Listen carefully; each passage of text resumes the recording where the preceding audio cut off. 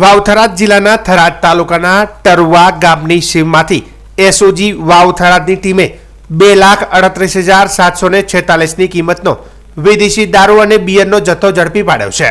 આ કાર્યવાહીમાં કુલ 893 બોટલો જપ્ત કરવામાં આવી હતી અને એક આરોપીની ધરપકડ કરવામાં આવી છે।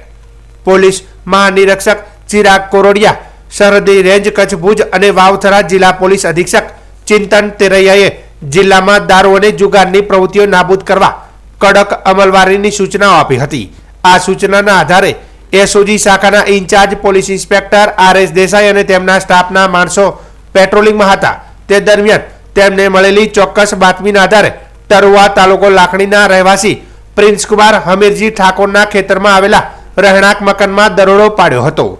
આ દરોડા દરમિયાન ઓસરીમાં રાખેલા લોખંડના પટારામાંથી, બાથરૂમમાંથી અને ઘરની બાજુમાં ખેતરમાં બાજરીના ચારાની બાજુમાં તાડપત્રી નીચેથી ભારતીય બનાવટનો વિદેશી દારૂ અને બિયર ટીનનો જથ્થો મળી આવ્યો હતો। પોલીસે કુલ 893 બોટલો કબજે કરી જેની કિંમત 2,38,746 આંકવામાં આવી છે।